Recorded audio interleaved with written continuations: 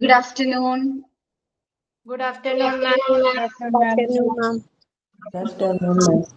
Good afternoon, ma'am. Good afternoon, ma'am. Prayer ആരാണ്? ഞാനാണ്. Okay, പറഞ്ഞോ. ആലംബയാലുവായി ദാശന്യശാലിയായി വാഴുന്നോരീശ്വരൻ തിരുനാമത്തിൽ നിഖില ലോകങ്ങൾക്കുമേകരക്ഷകനാകും അഖിലേശ്വരനല്ലയോ സകല സ്തുതിയും. അഖിലേശ്വരനല്ലയോ സകല സ്തുതിയും. പരമകാരുണ്യവാൻ കരുണാനിധിയേ, വിധി പറയും ദിവസത്തിൻ്റെ ഏകാധിപനെ, നിയതമാരാധിപ്പൂ ഞങ്ങളെ അങ്ങയെ മാത്രം സതതം സഹായമർപ്പിപ്പതും തിരുമുൻപിൽ നയിക്കണം ഞങ്ങളെ നേരായ മാർഗത്തിൽ, നിന്നനുഗ്രഹപാത്രമായോർ തൻ മാർഗത്തിൽ.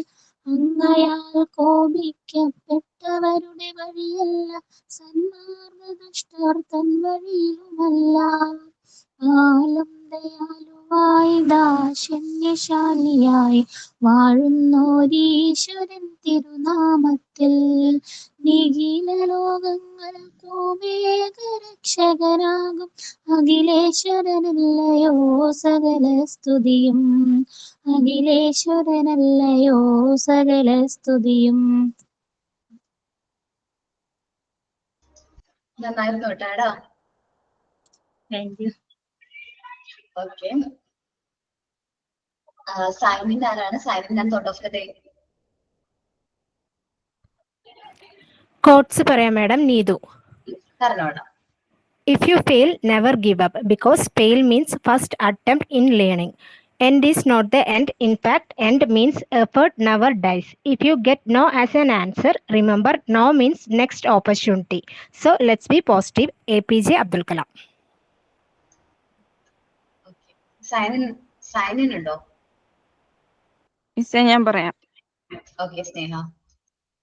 ഇന്ന് ഏപ്രിൽ 23 ലോക പുസ്തക ദിനം. പുസ്തകങ്ങളെയും സാഹിത്യകാരന്മാരെയും ആദരിക്കാനുള്ള അവസരമാണ് പുസ്തക ദിനം നൽകുന്നത്. ഏറെക്കാലമായ വായന മരിക്കുന്നുവെന്ന വിലാപമുയരുന്ന ഈ കാലത്ത് പുസ്തക ദിനാചരണത്തിലൂടെ സാംസ്കാരികമായ മൂല്യത്തെ ഉയർത്തിപ്പിടിക്കുകയാണ്. ഓരോ പുസ്തകങ്ങളും ഓരോ വായനയും വായനക്കാരന് നൽകുന്നത് നമുക്ക് ചുറ്റുമുള്ള നാം ഇതുവരെ അനുഭവിച്ചിട്ടില്ലാത്ത വ്യത്യസ്തങ്ങളായ ലോകങ്ങളിലൂടെയുള്ള സഞ്ചാരമാണ്. അത് സ്വയം നവീകരിക്കാനുള്ള വഴിയായി മാറുന്നു. 1923 ഏപ്രിൽ 23 സ്പെയിനിലാണ് വായനാ ദിനം ആചരിച്ചു തുടങ്ങിയത്.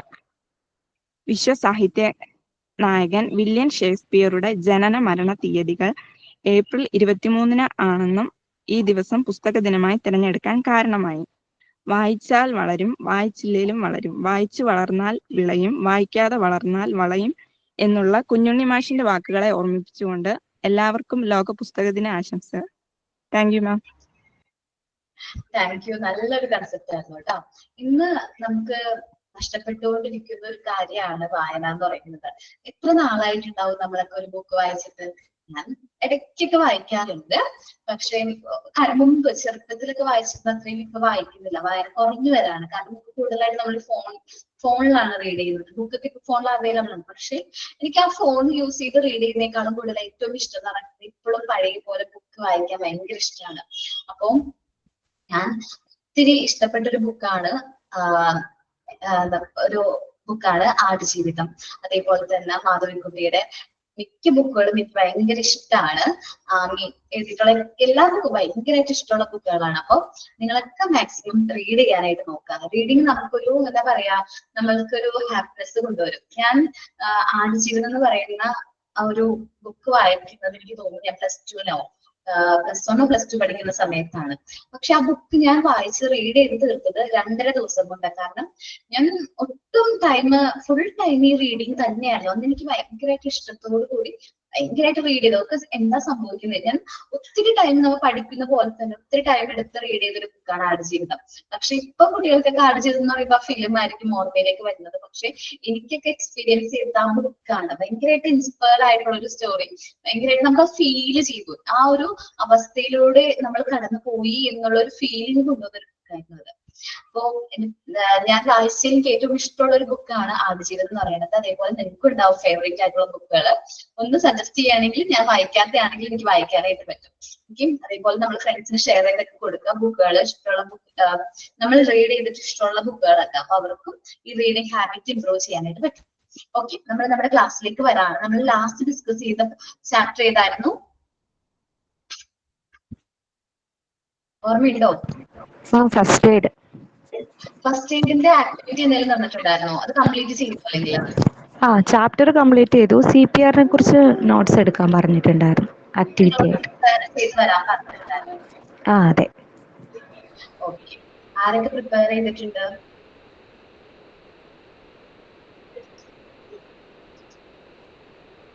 CPR നെ കുറിച്ച് ആരാ പ്രിപ്പയർ ചെയ്ത്? എല്ലാവരും പ്രിപ്പയർ ചെയ്തോ? നോക്കിയോ നിങ്ങൾ CPR എന്താണ്, എങ്ങനെയാണ് കൊടുക്കുന്നത് എന്നൊക്കെ വീഡിയോസ് ഒക്കെ നോക്കിയോ? ഓക്കെ, ആരാ പ്രസന്റ് ചെയ്യുന്നേ CPR നെ കുറിച്ചിട്ട്?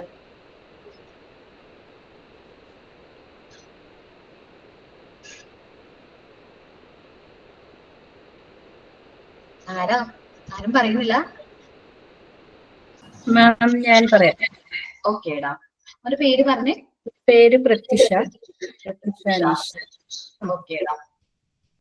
CPR എന്ന് പറയുന്നത് കാർഡിയോ പൾമണറി റെസസിറ്റേഷൻ എന്നാണ് അതിന്റെ ഫുൾ ഫോം. അതായത് ഒരാൾക്കൊരു ശ്വാസകോശ സംബന്ധമായിട്ടോ അല്ലെന്നുണ്ടെങ്കിൽ ഹാർട്ട് ബീറ്റ് പെട്ടെന്ന് നിന്ന് പോകുമ്പോൾ നമ്മൾ ഒരു ഫസ്റ്റ് എയ്ഡ് പോലെ ചെയ്യുന്ന ഒരു മെത്തേഡാണ് CPR എന്ന് പറയുന്നത്. അത് എമർജൻസി ആയിട്ട് ചെയ്യുന്ന ഒരു മെത്തേഡാണ് CPR. ഒരാൾക്ക് പെട്ടെന്ന് ഒരു ബ്രീത്തിങ് പ്രോബ്ലം വന്നാലോ അല്ലെങ്കിൽ ഹാർട്ട് ബീറ്റ് പെട്ടെന്ന് നിലച്ചു പോകുന്ന ഒരു അവസ്ഥ വന്നു കഴിഞ്ഞാൽ ആ ആൾക്ക് ആദ്യം നമ്മൾ ഫസ്റ്റ് എയ്ഡ് പോലെ കൊടുക്കുന്ന ഒരു മെത്തേഡിനെയാണ് CPR എന്ന് പറയുന്നത്. അതിന് ഒരു 7 സ്റ്റെപ്പ് ആയിട്ടാണ് നമ്മൾ CPR ചെയ്യേണ്ടത്. ആദ്യമായിട്ട് ചെയ്യേണ്ടത്, നമുക്കിപ്പം ഒരു നോർമൽ പേഴ്സണ് ചിലപ്പോൾ എല്ലാവർക്കും CPR അറിയണമെന്നുണ്ടാവില്ല. ജസ്റ്റ് നമ്മൾ ഇപ്പം ഒന്നും അറിയാത്ത ഒരാളാണെങ്കിൽ പോലും ഒരു ആൾക്ക് പെട്ടെന്ന് ഒരു ബ്രീത്തിങ് പ്രോബ്ലമോ അല്ലെന്നുണ്ടെങ്കിൽ ഒരു ഹാർട്ട് ബീറ്റ് എന്തെങ്കിലും ഒരു ബുദ്ധിമുട്ട് പോലെ തോന്നുകയാണെന്നുണ്ടെങ്കിൽ ആദ്യം ഒരു മെഡിക്കൽ എന്തെങ്കിലും ഒരു ഹെൽപ്പ് കിട്ടുമോ എന്നുള്ളത് ആദ്യം നോക്കുക. ഇല്ലെന്നുണ്ടെങ്കിൽ അത് കിട്ടാൻ പറ്റാത്ത ഒരു അവസ്ഥയാണെന്നുണ്ടെങ്കിൽ ആദ്യം ഒരു പേഴ്സണെ ഒരു സേഫ്റ്റി ആയിട്ടുള്ള ഒരു ബുദ്ധിമുട്ടുള്ള ആളെ ഒരു സേഫ്റ്റി ആയിട്ടുള്ള ഒരു സ്ഥലത്തേക്ക്, അപ്പം നിലത്ത്, അതായത് ഏറ്റവും സേഫ് ആയിട്ടുള്ളതെന്ന് പറഞ്ഞു കഴിഞ്ഞാൽ നമ്മുടെ പാരലായിട്ടുള്ള നിലത്തെന്ന് പറഞ്ഞാൽ വെറും നിലത്തല്ല, അങ്ങനത്തെ ഒരു സ്ഥലത്തേക്ക് ആളെ മാറ്റുക എന്നുള്ളതാണ് ആദ്യം ചെയ്യേണ്ടത്. പിന്നെ ചെയ്യേണ്ടത്, നമുക്ക് ചെയ്യാൻ പറ്റുന്നത് അവരുടെ ബ്രീത്ത് എങ്ങനെയാണെന്നുള്ളത്, നമുക്ക് നോർമൽ ഒരു പേഴ്സൺ ഒരാളുടെ ബുദ്ധിമുട്ടും നോർമലി ബ്രീത്ത് ചെയ്യുന്നതും അല്ലാത്ത രീതിയിൽ ബ്രീത്ത് ചെയ്യുന്നതും കാണുമ്പം നമുക്ക് അത് മനസ്സിലാക്കാൻ പറ്റും. ആളെ വേഗം തന്നെ ഒരു ഫ്ലാറ്റ് ആയിട്ടുള്ള ഒരു സ്ഥലത്തേക്ക് മാറ്റിയിട്ട് അവരുടെ ഹെഡ്, തലയുടെ പുറകുവശം അതൊക്കെ ഒരു സ്ലൈറ്റ് ആയിട്ടൊന്ന് പൊക്കി വെക്കുക. എന്നിട്ട് ചെസ്റ്റ് ക്ലിയർ ആയിട്ട് വാച്ച് ചെയ്യാം. ബ്രീത്തിങ് സ്ലോ ആണോ അല്ലെന്നുണ്ടെങ്കിൽ ഫാസ്റ്റ് ആയിട്ടാണോ ചെയ്യുന്നതെന്നുള്ളത് നന്നായിട്ട് വാച്ച് ചെയ്യുക. വാച്ച് ചെയ്തതിന് ശേഷം നമ്മൾ അയാളുടെ പൾസ് ഒന്ന് ചെക്ക് ചെയ്യുക. പൾസ് ചെക്ക് എന്ന് പറഞ്ഞാൽ പൾസ് കൂടുതലാണോ കുറവാണോ എന്നുള്ളത്, ഇതൊക്കെ ജസ്റ്റ് ഒരു അറ്റ് എ ടൈമിൽ ചെയ്യേണ്ടതാണ്. ഒരു സ്റ്റെപ്സ് ആണെങ്കിലും 7 സ്റ്റെപ്സ് ആണെങ്കിലും നമ്മൾ ആ ഓരോ സ്റ്റെപ്പ് വൈസ് അല്ല, പെട്ടെന്ന് ചെയ്യേണ്ട കാര്യങ്ങളാണ്. പിന്നെ ചെസ്റ്റ് കംപ്രഷൻ എന്ന് പറയും, അതായത് ചെസ്റ്റ് കംപ്രഷൻ നമ്മൾ സ്റ്റാർട്ട് ചെയ്യുക. അതിന് ചെയ്യേണ്ട കാര്യം, നമ്മുടെ കയ്യിൽ ഒരു കൈയുടെ മേളിൽ മറ്റേ രണ്ട് പാം ഉണ്ടല്ലോ, നമുക്ക് ഒരു കൈയുടെ മേളിൽ മറ്റേ പാം വെച്ചിട്ട് ഫിംഗേഴ്സ് ഇന്റർലോക്ക് ചെയ്തതിന് ശേഷം നല്ല ഈ നമ്മുടെ ബ്രസ്റ്റ് ബോണിന്റെ താഴെയായിട്ട് ഈ നമ്മുടെ ഹാൻഡ്സ് വെച്ചതിന് ശേഷം എത്രയും ശക്തമായിട്ട് പ്രസ് ചെയ്യാൻ പറ്റുന്നോ അത്രയും ശക്തമായിട്ട് തന്നെ ഈ പേഷ്യന്റിനെ നമ്മൾ ഒരു ചെസ്റ്റ് കംപ്രഷൻ കൊടുക്കുക. അതാണ് CPR എന്ന് പറയുന്ന മെത്തേഡ് എന്ന് പറയുന്നത് തന്നെ അതാണ്. അത് നമ്മൾ ഒരു നമ്മുടെ കൈയുടെ ഈ പാമ്പിന്റെ മുകൾ വശം പൊക്കി വെച്ചതിന് ശേഷം ഒരു ബ്രസ്റ്റ് ബോണിന്റെ താഴെയായിട്ടൊരു 2 ഇഞ്ചസ് താഴെയായിട്ട് വേണം ഇത് ചെയ്യാനായിട്ട്. നമ്മുടെ ഈ ഒരു 100-120 ഒരു മിനിറ്റിൽ 100-120 ഇതിൽ മേളിൽ പോകുന്ന രീതിയിൽ വേണം അത് നമ്മൾ ഫാസ്റ്റ് ആയിട്ട് ചെയ്യാനായിട്ട്. പിന്നെ ഉള്ളതെന്ന് പറഞ്ഞാൽ ഈ CPRന്റെ പോലെ തന്നെയാണ് നമുക്ക് ബ്രീത്ത്, അതായത് കൃത്രിമ ശ്വാസോച്ഛ്വാസം എന്ന് പറയും, അത് നമ്മൾ കൊടുക്കേണ്ടത്. അത് ശരിക്കും CPR ചെയ്തിട്ട് ഇത് കിട്ടുന്നില്ല എന്നുണ്ടെങ്കിൽ മാത്രം ചെയ്യേണ്ടതാണ്. ഒരു പുതിയ CPR മെത്തേഡിൽ ഈ കൃത്രിമ ശ്വാസോച്ഛ്വാസം നമ്മളത് പറയുന്നില്ല, CPR മെത്തേഡ് മാത്രമാണ് ചെയ്യേണ്ടതെന്നാണ് പറയുന്നത്. കൃത്രിമ ശ്വാസോച്ഛ്വാസം ആണെങ്കിൽ പോലും ഈ മൗത്ത് ടു മൗത്ത് പേഷ്യന്റിന്റെ മൗത്തിനോട് നമ്മുടെ മൗത്ത് ചേർത്ത് വെച്ചിട്ട് ഒരു സെക്കൻഡില് ഇതായിട്ട്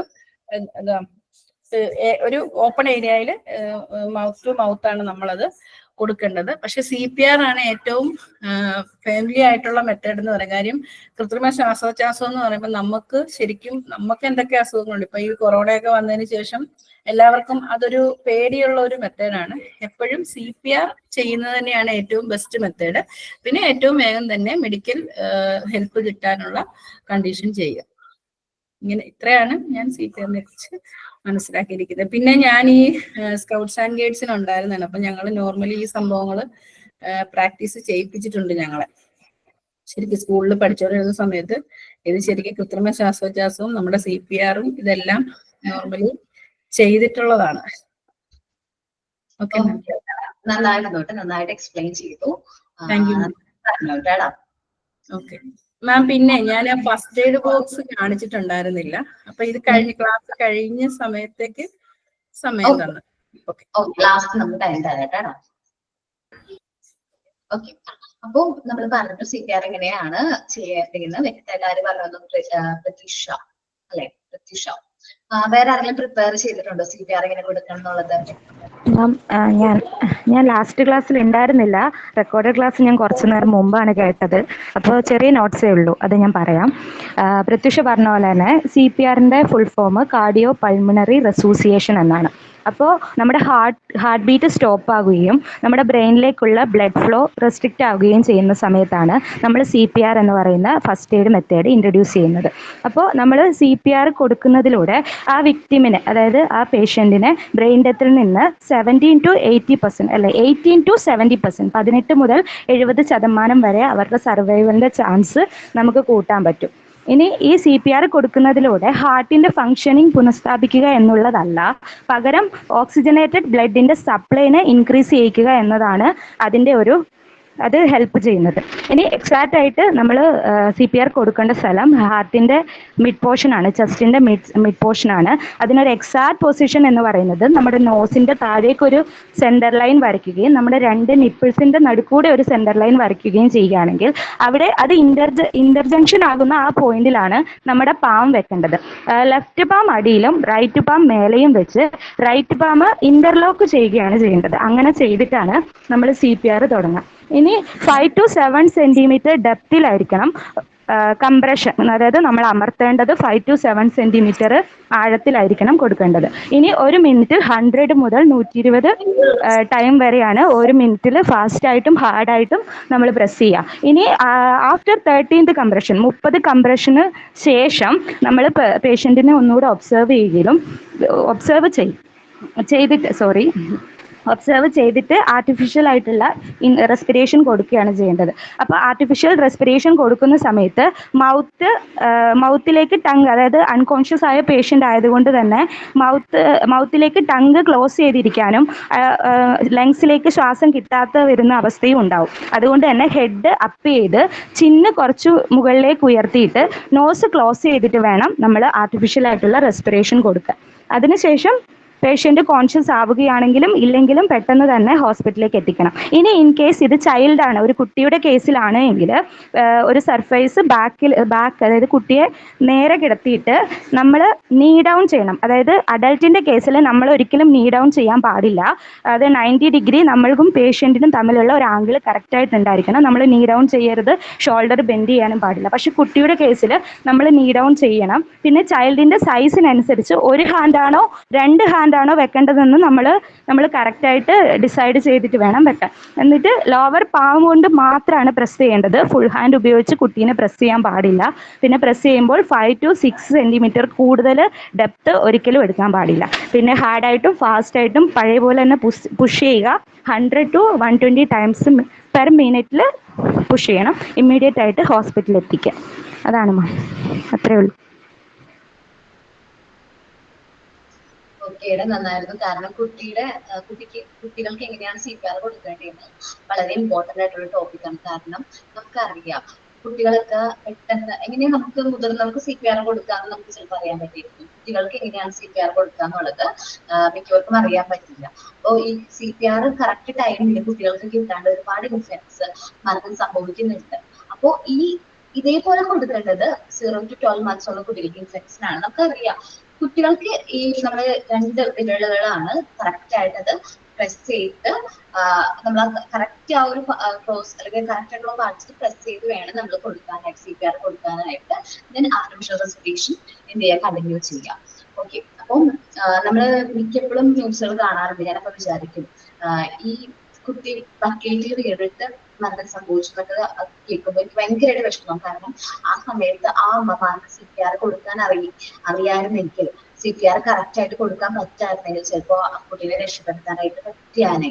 അപ്പോ ഒരു ഇതാണ് എല്ലാ അമ്മമാർക്കും അറിഞ്ഞിരിക്കണം കുട്ടികളെ എങ്ങനെയാണ് കെയർ ചെയ്യുന്നത്, എല്ലാ കുട്ടികൾക്കും എങ്ങനെയാണ് CPR കൊടുക്കേണ്ടതെന്നുള്ള കാര്യങ്ങൾ അമ്മമാർക്ക് ഒരു ധാരണ വേണം. അപ്പോ ഞാൻ പറയുന്നത് അങ്ങനെ സംഭവിക്കും എന്നല്ല, സംഭവിച്ചാൽ നമ്മൾ എന്ത് ചെയ്യുന്നുള്ളത് എല്ലാ അമ്മമാർക്കും ഒരു അറിവുണ്ടാകുന്നത് നല്ലതായിരിക്കും. അപ്പോ ഈ പാരന്റ്സിനെ കുറിച്ച്, അല്ലെങ്കിൽ പാരന്റ്സ് എങ്ങനെ ആകണം എന്നുള്ളത് ആരും എവിടെയും ട്രെയിൻ ചെയ്യുന്നില്ല. പക്ഷെ പാരന്റ്സിന് വേണ്ട ട്രെയിനിങ് കൊടുക്കുക എന്നുള്ളത് ഒരു ഇമ്പോർട്ടന്റ് ആയിട്ടുള്ളൊരു ടോപ്പിക് ആയിട്ട് അല്ലെങ്കിൽ ഇമ്പോർട്ടന്റ് ആയിട്ടുള്ള ഒരു കാര്യമായിട്ട് മാറിക്കൊണ്ടിരിക്കുന്ന ടൈമാണ് ഈ സമയം. ഓക്കെ, അപ്പൊ വേറെ ആരെങ്കിലും പ്രിപ്പയർ ചെയ്തിട്ടുണ്ടോ CPR-നെ കുറിച്ച് പ്രസന്റ് ചെയ്യാനായിട്ട്? ആരില്ലെങ്കിൽ നമുക്ക് ക്ലാസ് ഏകദേശം 2 പേരും പറഞ്ഞത് ഏകദേശം എല്ലാവർക്കും മനസ്സിലായി എന്ന് ഞാൻ വിചാരിക്കുന്നു. ബാക്കി എല്ലാവരും നോക്കിയോ? വീഡിയോസ് ഒക്കെ നോക്കിയോ? എങ്ങനെയാണ് CPR കൊടുക്കേണ്ടതെന്നൊക്കെ ഉള്ളത് നോക്കിയോ? എന്താ പിള്ളേരെ റെസ്പോണ്ട് ചെയ്യാത്തത്? നോക്കി മിസ്സേ. ഓക്കെ, ഞാൻ ചീറ്റൊന്നും വഴക്കൊന്നും പറയില്ല. നിങ്ങൾ ചെയ്തിട്ടില്ലെങ്കിൽ ചിലപ്പോ വെക്കേഷൻ ആണ്, എനിക്കറിയാം കുട്ടികളൊക്കെ ഉണ്ടാവും, അതുകൊണ്ട് ടൈം കൊണ്ട് ചെയ്യാൻ പറ്റാത്തതെന്ന് മനസ്സിലാവും. അപ്പൊ അത് പറഞ്ഞാൽ മതി, എന്തെങ്കിലും റീസൺ ഉണ്ടെങ്കിൽ പറഞ്ഞാൽ മതി. ഞാൻ വഴക്കൊന്നും പറയില്ല കേട്ടോ. അപ്പൊ നോക്കിയിട്ടുണ്ട് എല്ലാവരും CPR എങ്ങനെ കൊടുക്കേണ്ടതെന്നുള്ളത് നോക്കിയിട്ടുണ്ട്. CPR കൊടുത്തിട്ട് രക്ഷയില്ലെങ്കിൽ എന്ത് ചെയ്യും? നമ്മൾ എത്രയും പെട്ടെന്ന് ഹോസ്പിറ്റലിലേക്ക് എത്തിക്കാൻ നോക്കാം. അപ്പൊ ഞാനൊരു സംഭവം പറയട്ടെ. അത് ചേഷ്ടന്റെ മോൻ ഫിസിയോതെറാപ്പിസ്റ്റ് ആണ്. അപ്പൊ അവൻ എറണാകുളം പാലാരിവട്ടം വോൾവോ ഫിസിയോയിലാണ് വർക്ക് ചെയ്യണത്. അപ്പൊ അവിടെ കുട്ടികൾ ഇങ്ങനെ കോളേജിൽ നിന്നൊക്കെ കളിക്കാൻ വരുമല്ലോ. കളിക്കാൻ വരുമ്പോ ഒരു പയ്യന് ആക്സിഡന്റ് ആയി. ഇടിച്ചിട്ട് അങ്ങനെ ആക്സിഡന്റ് ആയി. പക്ഷെ CPR കൊടുത്തു. ആളുടെ കണ്ണൊക്കെ മറിഞ്ഞു. CPR കൊടുത്തിട്ടും ഒരു രക്ഷയില്ല.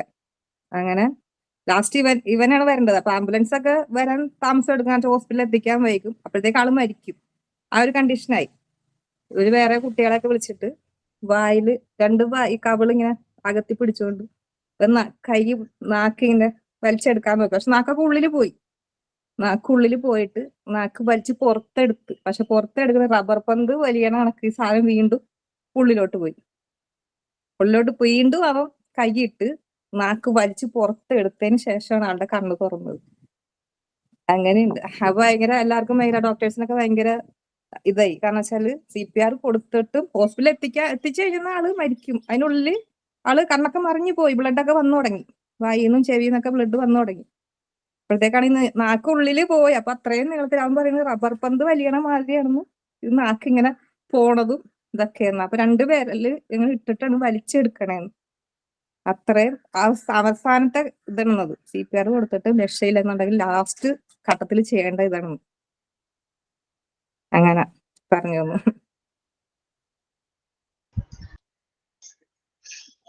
രക്ഷപ്പെട്ടത് ഭാഗ്യമാണ്. ഓക്കെ, അപ്പൊ നമുക്ക് ഓരോ എക്സ്പീരിയൻസ് ഉണ്ടാവും, ഓരോ മെത്തേഡ്, നമ്മള് എന്താ പറയാ, ഓരോ ടൈപ്പ് ഓഫ് ആക്സിഡൻസ് നമ്മൾ ഓരോ രീതിയിലായിരിക്കും നമ്മൾ എന്ത് ചെയ്യേണ്ടത്, കൈകാര്യം ചെയ്യേണ്ടതായിട്ട് വരുന്നത്. അപ്പൊ നമ്മൾ ഫസ്റ്റ് എയ്ഡിനെ കുറിച്ച് പഠിച്ചു, എങ്ങനെയാണ് ഫസ്റ്റ് എയ്ഡ് കൊടുക്കേണ്ടത്, ഒരുപാട് ഇൻസിഡൻസ്, ഒരുപാട് ആക്സിഡൻസിനെ കുറിച്ച് ഫസ്റ്റ് എയ്ഡ് എങ്ങനെ കൊടുക്കണം എന്നുള്ളതിനെ കുറിച്ച് പഠിച്ചു. ദെൻ നമ്മൾ ഫസ്റ്റ് എയ്ഡ് കൊടുക്കാൻ നമ്മൾ ഓരോ ടീച്ചേഴ്സ് ആണ്, ഏത് സിറ്റുവേഷൻ ആണ് നമ്മൾ നമ്മുടെ ലൈഫിൽ ഫേസ് ചെയ്യേണ്ടതെന്ന് നമുക്ക് പറയാൻ പറ്റില്ല, മുൻകൂട്ടി പറയാൻ പറ്റില്ല. കാരണം എന്താണ്, അത് അൺസർട്ടൺ ആണ്, നമ്മുടെ ഫ്യൂച്ചർ അൺസർട്ടൺ ആണ്, അപ്പൊ നമുക്ക് മുൻകൂട്ടി പറയാൻ പറ്റില്ല. അപ്പൊ നിങ്ങൾ ഇതേപോലത്തെ ഒരു സാഹചര്യത്തിലൂടെ കടന്നു പോവുകയാണെങ്കിൽ ആദ്യത്തെ ഫസ്റ്റ് എയ്ഡ് കൊടുക്കാനായിട്ട് നമ്മളെല്ലാവരും റെഡിയാണ് അല്ലെ? ഈ ഒരു ചാപ്റ്ററിലൂടെ നമ്മളെല്ലാവരും അതിന് ആപ്റ്റ് ആയിട്ടുണ്ട് എന്ന് ഞാൻ വിശ്വസിക്കുന്നു, അല്ലെ?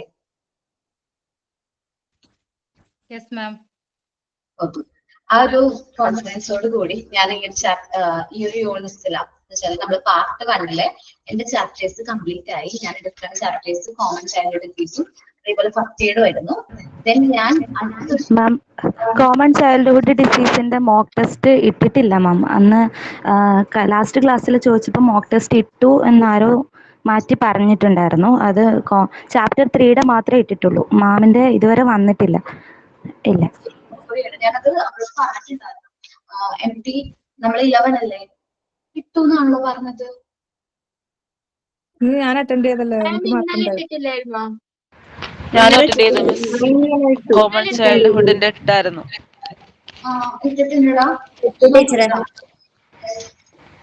ഇട്ടിട്ടുണ്ടോ കേട്ടോ. കാരണം ഞാൻ MT 11 ഇട്ടതാണ്. ആദ്യം കൊടുത്ത് അവർ ഇട്ടിട്ടുണ്ടായിരുന്നില്ല. ഞാൻ രണ്ടാമത് പോയി ചെക്ക് ചെയ്തിട്ട് ഇടാൻ പറഞ്ഞതാണ്. MT 11 കൊടുക്കാൻ പറഞ്ഞിട്ടുണ്ടായിരുന്നു. ഈ MT 11 നിങ്ങളൊന്ന് ചെക്ക് ചെയ്ത് നോക്കുക, നമ്മുടെ ഗ്രൂപ്പിൽ ഒന്ന് നോക്കുക, അപ്പൊ അറിയാൻ പറ്റൂ കേട്ടോ. ഒന്നും കൂടി ഒന്ന് നോക്കട്ടെ ഇടാ. അത് ഇന്നലെയാണ് മിസ്സേ വന്നത്. ആണല്ലേ? ഞാൻ ഇന്നലെയാണ് വന്നിരിക്കുന്നത്. ഞാനും അറ്റൻഡ് ചെയ്തിട്ടില്ല. ഫസ്റ്റ് എയ്ഡും കൂടി ഇടാൻ പറയാട്ടെ. ഞാൻ ഫസ്റ്റ് എയ്ഡിന്റെയും കൂടി ഇടാൻ പറഞ്ഞിട്ടുണ്ടായിരുന്നു. ഇത് ഒത്തിരി വർക്ക് എങ്ങനെയുണ്ടായിരുന്നു എക്സാം? കുഴപ്പമില്ലല്ലോ അറ്റൻഡ് ചെയ്തവർക്ക്? ഇല്ല, ഫുൾ മാർക്ക്. ഓക്കെ, ആൻസർ ചെയ്യാൻ പറ്റുന്ന രീതിയിലായിരുന്നല്ലോ ക്വസ്റ്റ്യൻസ്. ഓക്കെ, അപ്പൊ നിങ്ങൾ മാക്സിമം ക്വസ്റ്റ്യൻസ് എന്ത് ചെയ്യാൻ നോട്ടൊക്കെ ചെയ്ത് വെക്കാം കേട്ടോ. ഈ മോക്ക് ടെസ്റ്റിലെ ക്വസ്റ്റ്യൻസ് ഒക്കെ തന്നെ നമുക്ക് എക്സാമിന് ചോദിക്കാനുള്ള ചാൻസ് ഉണ്ട്. ഓക്കെ, അപ്പൊ ഞാൻ ഇനി അടുത്ത പാർട്ടിലേക്ക് മൂവ് ആവുകയാണ്. നമ്മുടെ പാർട്ടിന്റെ പേര് ചൈൽഡ് ഡിസീസ് എന്നാണ്. ഓക്കെ, 1 മിനിറ്റ് കേട്ടോ. ഞാനത് ഷെയർ ചെയ്യാം നിങ്ങളായിട്ട്.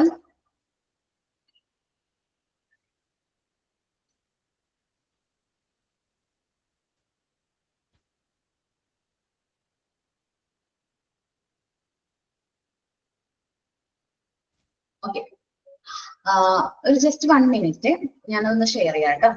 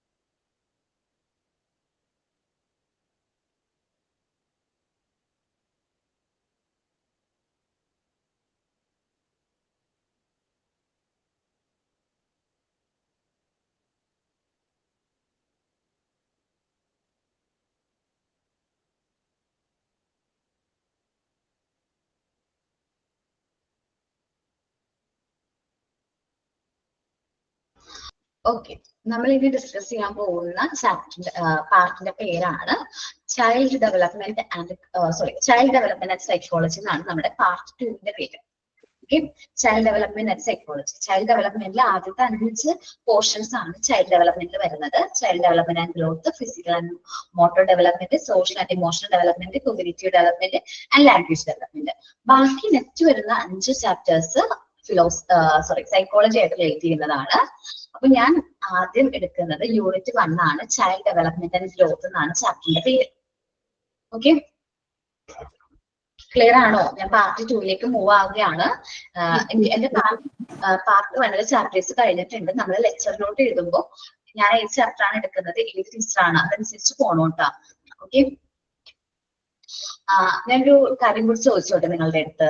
ഇപ്പോ നമ്മള് പാർട്ട് 1 എത്ര ചാപ്റ്റേഴ്സ് തീർന്നിട്ടുണ്ട്? മാം അതിൽ ഇനി ഒരു ചാപ്റ്റർ മാത്രമേ ഉള്ളൂ, 6th ചാപ്റ്റർ മാത്രമേ എടുക്കാനുള്ളൂ, ബാക്കിയെല്ലാം പൊക്കോണ്ടിരിക്കുകയാണ്. ചിലത് തീർന്നു. മെന്റൽ ഹെൽത്ത് ആൻഡ് ഹൈജീനിക് ഇഷ്ടമുള്ള ചാപ്റ്റർ ആണ്. ഒരു മിനിറ്റ് കേട്ടോ, 1 minute.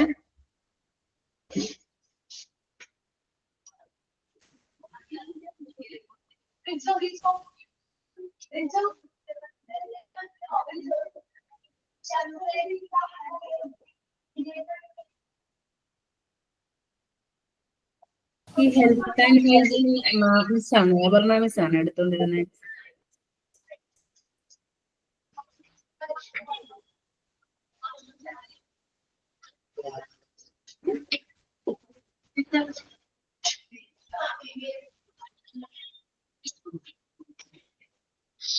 One minute, technical issue ആണ്. ഇപ്പൊ കാണാം ഒന്നുകൂടി കാണിച്ചു.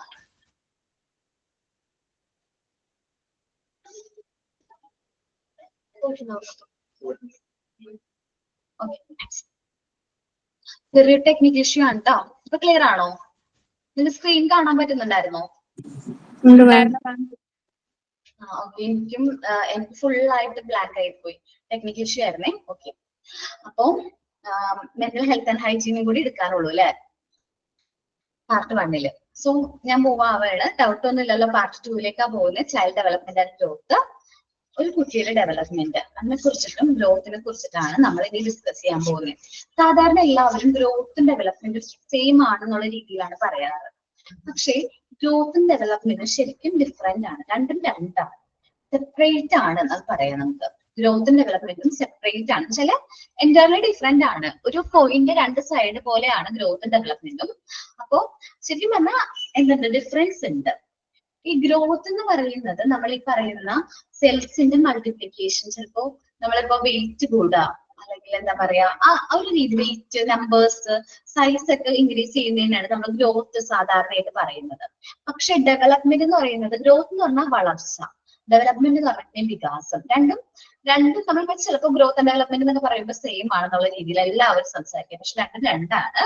ഗ്രോത്ത് എന്ന് പറഞ്ഞിട്ടുണ്ടെങ്കിൽ സെല്ലുലാർ മൾട്ടിപ്ലിക്കേഷനെയാണ് സാധാരണയായിട്ട് ഗ്രോത്ത് എന്ന് പറയുന്നത്.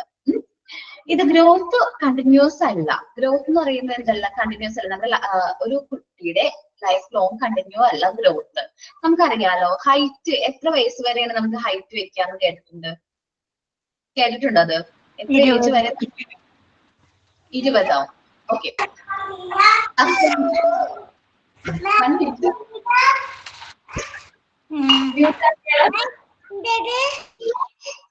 ഓക്കെ, നമുക്ക് 19 വയസ്സ് വരെ, ഞാൻ സാധാരണ ആ ഒരു ഏജ് പറയണതാ, 19 വയസ്സ് വരെ നമുക്ക് ഹൈറ്റ് വെക്കൂ എന്ന് പറഞ്ഞിട്ടുണ്ട്.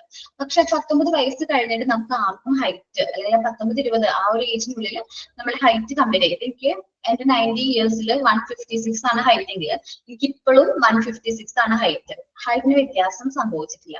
ഗ്രോത്ത് എന്ന് പറഞ്ഞാൽ ഒരു സ്റ്റേജ് കഴിയുമ്പോൾ അത് എന്ത് ചെയ്യും, മെച്യൂരിറ്റി അറ്റൈൻ ചെയ്ത് കഴിയുമ്പോൾ അവിടെ സ്റ്റോപ്പ് ആകാണ് എന്ത് ഗ്രോത്ത് എന്ന് പറയുന്നത്. നമ്മൾ മെച്യൂരിറ്റി അറ്റൈൻ ചെയ്ത് കഴിഞ്ഞാൽ ദെൻ അവിടെ സ്റ്റോപ്പ് ആകുന്നതാണ് എന്ത് ഗ്രോത്ത് എന്ന് പറയുന്നത്. ഇനി കണ്ടിന്യൂസ് അല്ല, നമുക്ക് ലൈഫ് ലോങ് അത് കണ്ടിന്യൂ ചെയ്യുന്നില്ല. പക്ഷെ നമുക്ക് ഇനി ഗ്രോത്ത് ക്വാണ്ടിറ്റേറ്റീവ് ടേംസിൽ മെഷർ ചെയ്യാൻ പറ്റും. എന്ന് വെച്ചാൽ ഞാനിപ്പോ പറഞ്ഞില്ലേ, എന്റെ ഹൈറ്റ് 156 ആണ്, മെഷർ ചെയ്യാൻ പറ്റുന്നുണ്ട്. എന്റെ വെയിറ്റ് 58 ആണ്, അതെനിക്ക് മെഷർ ചെയ്യാനായിട്ട് പറ്റുന്നുണ്ട്. നമുക്ക് നമ്മളുടെ വെയിറ്റും ഹൈറ്റും ഒക്കെ എന്ത് ചെയ്യാൻ പറ്റും, നമുക്ക് മെഷർ ചെയ്യാനായിട്ട് പറ്റും. ക്വാണ്ടിറ്റേറ്റീവ് ടേംസിൽ, നമ്പേഴ്സിൽ നമുക്കത് റെപ്രസെന്റ് ചെയ്യാനായിട്ട് പറ്റും. ഓക്കെ, ഇനി growth refers to the changes in a particular aspect of the body due to cell multiplication. സെല്ലിന്റെ മൾട്ടിപ്ലിക്കേഷൻ വഴിയാണ് നമ്മൾ ഈ ഗ്രോത്ത് സംഭവിച്ചു. നീ നന്നായിട്ടുണ്ടല്ലോ, അല്ലെങ്കിൽ നീ നന്നായിട്ട് വലിയ കുട്ടിയായല്ലോ എന്നൊക്കെ പറയുന്നത് നമ്മൾ ഈ സെൽസിന്റെ ഗ്രോത്ത് മൾട്ടിപ്ലിക്കേഷൻ കൊണ്ടാണ് പറയുന്നത്. സെൽസ് മൾട്ടിപ്ലിക്കേഷൻ എന്ന് പറഞ്ഞാൽ സെല്ല് വലുതാകല്ല കേട്ടോ. മുമ്പൊക്കെ നമ്മൾ വിചാരിക്കും സെൽസ് ഒക്കെ വലുതാവാന്ന്, അല്ല, സെല്ല് മൾട്ടിപ്ലൈ ചെയ്യാണ്. നമ്മൾ ഓരോ സെല്ലും മെച്ചുവേർഡ് ആവുമ്പോൾ അത് ഡിവൈഡ് ചെയ്യാണ്, സെപ്പറേറ്റ് ചെയ്തുകൊണ്ടിരിക്കുകയാണ്. ഓക്കെ, അപ്പൊ സെല്ലിന്റെ മൾട്ടിപ്ലിക്കേഷനിലൂടെയാണ് ഗ്രോത്ത് സംഭവിക്കുന്നത്. ഗ്രോത്ത് അപ്പൊ ഏകദേശം ഒരു ധാരണ കിട്ടി. സെല്ലുലാർ മൾട്ടിപ്ലിക്കേഷനെയാണ് ഗ്രോത്ത് എന്ന് പറയുന്നത്. ക്വാണ്ടിറ്റേറ്റീവ് ചേഞ്ചസ് ആണ്. നമ്മൾ ക്വാണ്ടിറ്റേറ്റീവിൽ മെഷർ ചെയ്യാൻ പറ്റും, നമ്പേഴ്സിലൊക്കെ മെഷർ ചെയ്യാൻ പറ്റും. കണ്ടിന്യൂസ് പ്രോസസ് ആണ്, സ്ട്രക്ചറൽ ആണ്. പിന്നെ മെച്യൂരിറ്റി അറ്റൈൻ ചെയ്യുമ്പോൾ അത് സ്റ്റോപ്പ് ആകുന്നുണ്ട്. കണ്ടിന്യൂസ് പ്രോസസ് അല്ല, മെച്യൂരിറ്റി അറ്റൈൻ ചെയ്യുമ്പോൾ അത് സ്റ്റോപ്പ് ആകും. ഓക്കെ, ഇത്രയും കാര്യങ്ങളാണ് ഗ്രോത്തിനെ കുറിച്ച് എനിക്ക് പറയാനുള്ളത്. ഇനി ഡെവലപ്മെന്റ്, വികാസം, രണ്ടും ഞാൻ പറഞ്ഞു ഡിഫറൻസ് ഉണ്ടെന്ന്. ഇതിൽ ഏറ്റവും മെയിൻ ആയിട്ടുള്ള കാര്യം എന്ന് പറഞ്ഞാല് ഡെവലപ്മെന്റ് നമുക്ക് ലൈഫ് ലോങ് പ്രോസസ് ആണ്, കണ്ടിന്യൂ. നമ്മുടെ ലൈഫ് ലോങ് അത് കണ്ടിന്യൂ ചെയ്യും. ലൈഫ് ലോങ് പ്രോസസ് ആണ് ഇതിന്റെ ഡെവലപ്മെന്റ് എന്ന് പറയുന്നത്. ഒരു വ്യക്തിയുടെ എക്സ്പീരിയൻസും അതേപോലെ തന്നെ അദ്ദേഹത്തിന് കിട്ടുന്ന അറിവിലൂടെയും അതേപോലെ എക്സ്പീരിയൻസിലൂടെയാണ് ഈ ഡെവലപ്മെന്റ് കൂടുന്നത്, ഡെവലപ്മെന്റ് ഇൻക്രീസ് ചെയ്യുന്നത്. ഇത് meaningful changes leads to the growth of goal of maturity. നമ്മൾ മെച്യൂരിറ്റി കഴിഞ്ഞാലും ഈ ഡെവലപ്മെന്റ് വരുന്നത്. കാരണം എന്റെ 18സിലൊക്കെ ഞാൻ ഭയങ്കര കുടുംബിയായിരുന്നു എല്ലാവരും പറഞ്ഞിരുന്നു. പക്ഷെ ഇപ്പൊ ഞാൻ ഭയങ്കരമായിട്ട് സൈലന്റ് ആണ്, ഭയങ്കര കാമാണ്. എന്റെ ഒരു എക്സ്പീരിയൻസ്, ഞാൻ ഈ ഒരു മോണ്ടിസോറി കോഴ്സ് എടുത്തത് കൊണ്ട് അല്ലെങ്കിൽ ഇത് പഠിച്ചത് കൊണ്ടുള്ള അല്ലെങ്കിൽ പഠിപ്പിക്കുന്നത് കൊണ്ടുള്ള ഒരുപാട് മാറ്റങ്ങൾ എനിക്കുണ്ട്. കാരണം എന്ന് വെച്ചാൽ മുമ്പ് ചെറുപ്പത്തിലൊക്കെ ഭയങ്കര കുറുമ്പി ഭാഷക്കാരൊക്കെ ആയിരുന്നു, പെട്ടെന്ന് ചൂടാവുന്നത്. ഇപ്പൊ അങ്ങനെയല്ല, എല്ലാവരും പറയുന്നത് കാമായിട്ട് കേൾക്കാനും അവരുടെ ഭാഗത്ത് നിന്നുകൊണ്ട് ചിന്തിക്കാനും അതേപോലെ അവർക്ക് അതിന്റെ ഫീൽ തോന്നും എന്നൊക്കെ എനിക്ക് മനസ്സിലാക്കാനായിട്ട് പറ്റുന്നുണ്ട്. അപ്പോ എന്റെ ജേർണി എന്ന് പറഞ്ഞിട്ടുണ്ടെങ്കിൽ ഞാൻ ഇതെല്ലാം മനസ്സിലാക്കുന്നുണ്ട്. ഡെവലപ്മെന്റ് ഈ സ്റ്റേജസ് നമ്മൾ പറയൂലേ, മുമ്പ് നമ്മൾ ഭയങ്കര സ്മാർട്ട് ആയിരുന്നു, ഭയങ്കര എടുത്തുചാട്ടക്കാരുകള് ഷാർട്ടൊക്കെ ഉള്ള ആൾക്കാരാണെങ്കിൽ അവരിപ്പോ ഭയങ്കര കാമായിട്ടാണ് പെരുമാറുന്നത്. അവരുടെ എക്സ്പീരിയൻസ് ആണ്, അവരുടെ ലൈഫിൽ വന്നിട്ടുള്ള എക്സ്പീരിയൻസ് അവരുടെ മാറ്റാണ്. അതാണ് development. Okay, maturitisation and experience. Development വരുന്നത് മെച്യൂരിറ്റൈസേഷനും എക്സ്പീരിയൻസിലൂടെയാണ് ഡെവലപ്മെന്റ് വരുന്നത്. ക്വാളിറ്റേറ്റീവ് ക്യാരക്ടർ ആണ്, നമുക്ക് മെഷർ ചെയ്യാൻ പറ്റൂല. ഇന്ന ആൾക്ക് ഇത്രയും ഡെവലപ്മെന്റ് ഉണ്ട്, ഇന്ന ആൾക്ക് ഇത്രയും ഡെവലപ്മെന്റ് ഉണ്ട്, നമുക്ക് മെഷർ ചെയ്യാനായിട്ട് പറ്റില്ല.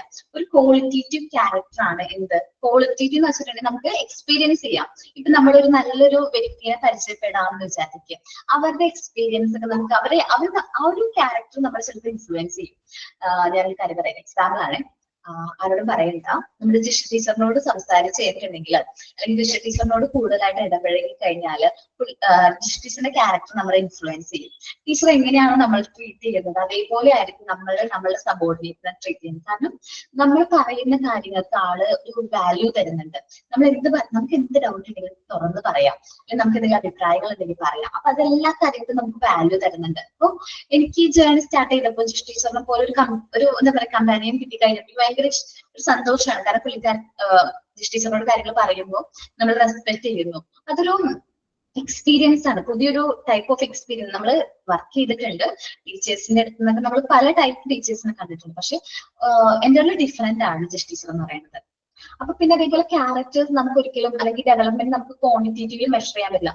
ഇപ്പൊ ഇന്നൊരു വ്യക്തിക്ക് ഇത്രയും ഡെവലപ്മെന്റ് ഉണ്ട്, ഇന്നൊരു വ്യക്തിക്ക് ഇത്രയും ഡെവലപ്മെന്റ് ഉള്ളൂ, ഒന്നും നമുക്ക് മെഷർ ചെയ്യാനായിട്ട് പറ്റില്ല.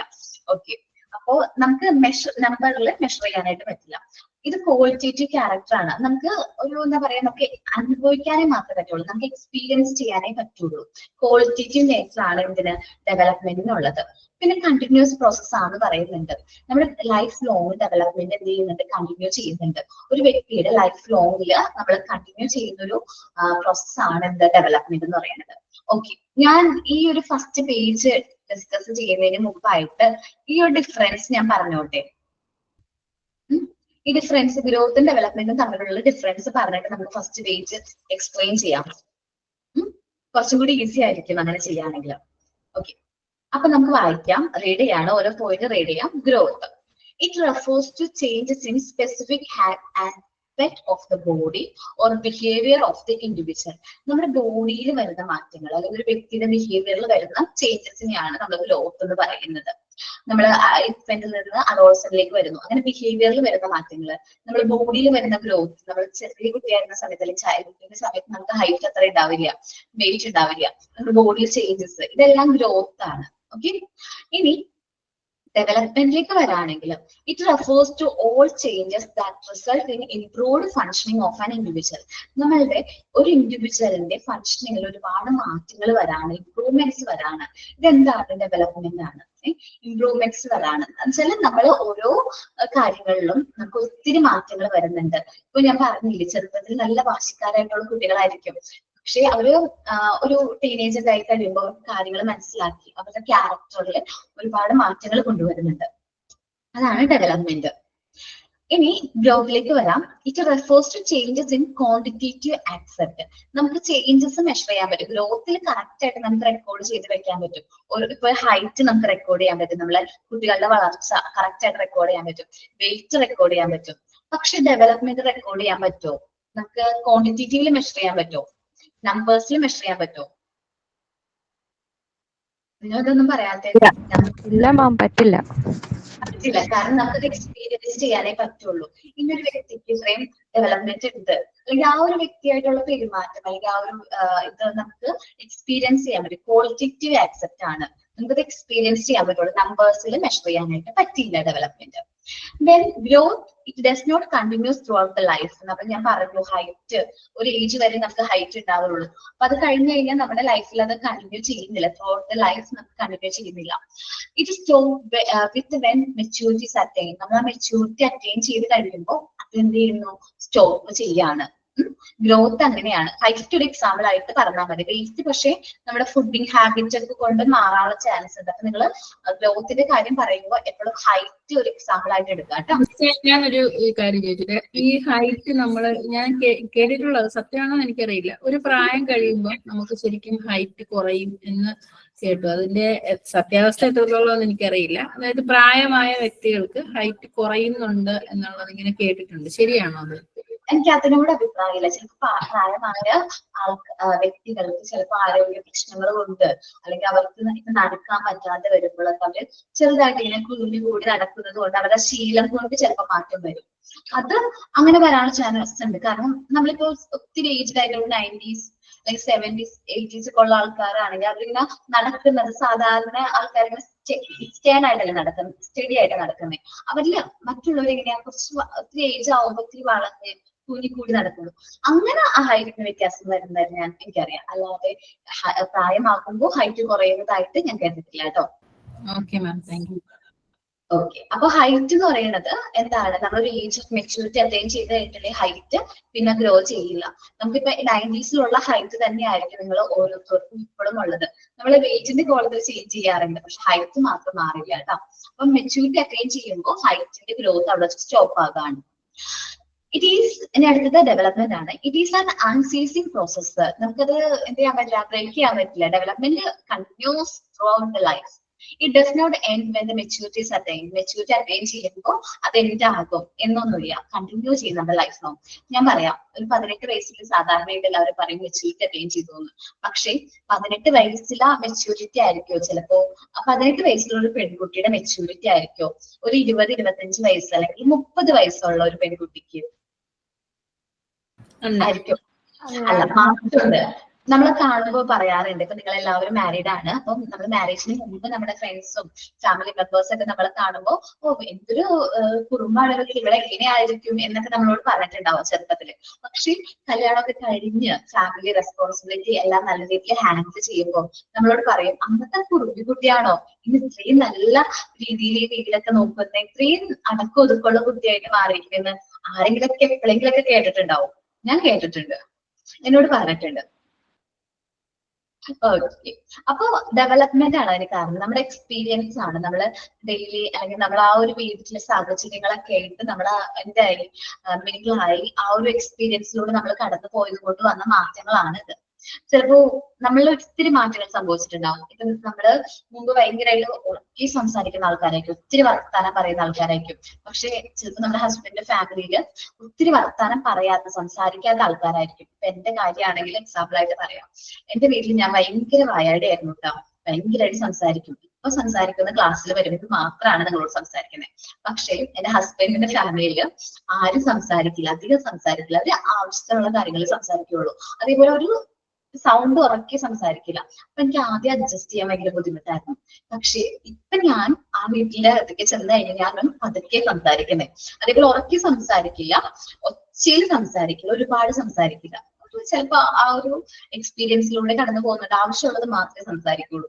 പക്ഷെ ക്ലാസ്സിലേക്കൊക്കെ വരുമ്പോൾ ഞാൻ ഫുൾ എൻജോയ് ചെയ്തിട്ടുണ്ട്. കാരണം അവിടെ എനിക്കധികം സംസാരിക്കാൻ പറ്റുന്നില്ലല്ലോ. അതിന്റെ വിഷമമൊക്കെ ഞാൻ ക്ലാസ്സിൽ കൂടുതലായിട്ട് സംസാരിക്കും. എനിക്ക് ഭയങ്കര ഇഷ്ടമാണ് സംസാരിക്കാനായിട്ട്, ഇന്ററാക്ട് ചെയ്യാനായിട്ട്. മാം പിന്നെ എന്തിനാണ് ആ ക്യാരക്ടർ മാറ്റിയത്? ഞാനൊന്നും എന്റെ നല്ല ക്യാരക്ടേഴ്സ് ഒന്നും ഞാൻ മാറ്റാൻ റെഡിയല്ല. ആര് പറഞ്ഞാലും ഞാൻ അതിന് ഇൻഫ്ലുവൻസ്ഡ് ആവാറില്ല. അപ്പൊ പിന്നെ എന്തിനാ, ഇത്രയും നല്ല ക്യാരക്ടർ അല്ലേ സംസാരിക്കുന്നത്, പിന്നെ എന്തിനത് മാറ്റി? അവളുടെ സംസാരിക്കില്ല എന്നാ പറഞ്ഞത്. പക്ഷെ ഇവിടെ ഞാൻ സംസാരിക്കുന്നില്ല, ഞാൻ ഭയങ്കരമായിട്ട് ഒത്തിരി സംസാരിക്കുന്നില്ലേ. എനിക്ക് അപ്പോ വീട്ടിൽ ചെല്ലുമ്പോ ഞാൻ ആ ഒരു ഇത് സംസാരം കുറവാണെങ്കിലും പക്ഷെ അത് ഫുള്ളായിട്ട് എൻജോയ് ചെയ്യുന്ന ഞങ്ങളാണ് ക്ലാസ് എടുക്കുമ്പോഴാണ്. എന്റെ കുട്ടികളോട് ഞാൻ നന്നായിട്ട് സംസാരിക്കും, എപ്പോഴും സംസാരിക്കും. ഇപ്പൊ നിങ്ങളോട് സംസാരിക്കുന്ന പോലെ തന്നെ കുഞ്ഞു കുട്ടികളോട് സംസാരിക്കും. എനിക്ക് ഭയങ്കര ഇഷ്ടം സംസാരിക്കാനായിട്ട്. മിണ്ടാതിരിക്കുന്ന കുട്ടികളെക്കാളും ഭയങ്കരമായിട്ട് സംസാരിച്ചുകൊണ്ടിരിക്കുന്ന പിള്ളേരെ ഭയങ്കര ഇഷ്ടമാണ്. പക്ഷെ നിങ്ങളുടെ ക്ലാസ്സിലേക്ക് വരുമ്പോൾ നിങ്ങൾ ആരും എന്നോട് സംസാരിക്കാറില്ല കേട്ടോ അധികം. ഇപ്പൊ ആവശ്യത്തിനുള്ള കാര്യം പറഞ്ഞിട്ട് നിങ്ങള് മാറാണ്, കാരണം എന്തോ അകലമുള്ള പോലെ. ഓക്കെ, ഇപ്പൊ പറഞ്ഞതാണ്, ജസ്റ്റ് ഒന്ന് പറഞ്ഞതാണ് കേട്ടോ. അപ്പൊ നമുക്ക് സംസാരിച്ചാല് ടു വേ കമ്മ്യൂണിക്കേഷൻ ആണെങ്കിലേ നമുക്ക് ഈ ഒരു എഡ്യൂക്കേഷൻ പ്രോസസ് നല്ല രീതിയിൽ കൊണ്ടുപോകാൻ പറ്റുള്ളൂ. ജസ്റ്റ് ഒന്ന് അവർ പറഞ്ഞെന്നുള്ളൂ കേട്ടാടാ. ഓക്കെ, അപ്പോ ഇനി അടുത്ത് നമ്മൾ പറയുന്നത് ഗ്രോത്തിനെ കുറിച്ചാണ്. ആടാ പറഞ്ഞോടാ. മാം സംസാരിക്കാൻ ഇഷ്ടമില്ലാഞ്ഞിട്ടല്ല കേട്ടോ, കുറെ കാര്യങ്ങൾ നമ്മൾ മനഃപൂർവ്വം റെസ്പോണ്ട് ചെയ്യാണ്ടിരിക്കുന്നത് എന്താന്ന് വെച്ചാൽ നമുക്ക് ഈ ലൈവ് അല്ലാതെ റെക്കോർഡഡ് ക്ലാസ് കേൾക്കുമ്പോഴേ ബാക്കി നമ്മൾ കേൾക്കാണ്ടിരിക്കുമ്പോഴാണ് നമുക്ക് ആ ബുദ്ധിമുട്ട് മനസ്സിലാവണേ. നമ്മളത് റെക്കോർഡഡ് ക്ലാസ് എടുത്ത് നോക്കുമ്പോൾ ആവശ്യമുള്ളതും ആവശ്യമില്ലാത്തതും തമ്മിൽ ഭയങ്കര കൺഫ്യൂഷൻ വരുന്നുണ്ട്. അപ്പൊ ബാക്കിയുള്ള കുട്ടികൾക്ക് അതൊരു റെക്കോർഡഡ് ക്ലാസ് കേൾക്കുമ്പോൾ ബുദ്ധിമുട്ടാവണ്ടെന്ന് വെച്ചിട്ടാണ്. ഓക്കേടാ, അത് എനിക്ക് വരുന്നതെന്ന് വെച്ചാൽ ഇപ്പൊ നിങ്ങളോട് ഞാൻ കാര്യം മനസ്സിലായോ എന്ന് ചോദിച്ചിട്ട് നിങ്ങൾ റെസ്പോണ്ട് ചെയ്യാതെ വന്നു കഴിഞ്ഞാല് ഒരു തമ്പ് ഇട്ടാൽ മതി, അല്ലെങ്കിൽ മെസ്സേജ് അയച്ചാൽ മതി. ഞാൻ മെസ്സേജ് അയക്കാൻ പ്രൊമോട്ട് ചെയ്യും. കാരണം മെസ്സേജ് അയച്ചാൽ മതി. കാരണം എന്താണോ, നമ്മൾ പറഞ്ഞ ഒരു കാര്യം കൺവേ ചെയ്തിട്ട് നിങ്ങൾക്ക് മനസ്സിലായോ ഇല്ലേ എന്നുള്ളത് എനിക്കപ്പോ ഡൗട്ട് വരും. പിന്നെ എനിക്ക് കണ്ടിന്യൂ ചെയ്യാനായിട്ട് പറ്റില്ല. ഇപ്പൊ നിങ്ങൾ തമ്പിടാണെങ്കിൽ ഓക്കെ, എനിക്ക് മനസ്സിലായെന്ന് ഓക്കെയാണ്, കണ്ടിന്യൂ ചെയ്ത് പോകാൻ പറ്റും. പക്ഷെ ഒന്ന് റെസ്പോണ്ട് ചെയ്തില്ലെങ്കിൽ എനിക്ക് എന്തോ പോലെ ഞാൻ പറഞ്ഞത് ക്ലിയർ ആയില്ലേ, ഞങ്ങൾക്ക് മനസ്സിലാവാത്തയാണോ. എനിക്ക് റെക്കോർഡ് ക്ലാസ് ആദ്യം നമ്മള് ഓൺലൈൻ ക്ലാസ്സിലേക്ക് വന്നപ്പോൾ എനിക്ക് ആ ഒരു ബുദ്ധിമുട്ടുണ്ടായിരുന്നു ആദ്യം കേട്ടോ. പക്ഷെ ആ ബാച്ചിലെ കുട്ടികൾക്ക് അത് മനസ്സിലായതുകൊണ്ട് അവർ എനിക്ക് മനസ്സിലായി കഴിഞ്ഞാൽ അവരൊക്കെ തമ്മിടും. അതേപോലെ മെസ്സേജ് അയക്കും, ക്ലിയർ ആണോ, ഓക്കെ മിസ് ക്ലിയർ ആണ്, കണ്ടിന്യൂ ചെയ്തു. അപ്പൊ നമുക്കൊരു കമ്മ്യൂണിക്കേഷൻ ഗ്യാപ്പ് വരുന്നില്ല. ഓക്കെ, നമ്മൾ അതവിടെ വിടട്ടെ. നമ്മൾ പറയുന്നത് ഗ്രോത്തിനെ കുറിച്ചിട്ടാണ്.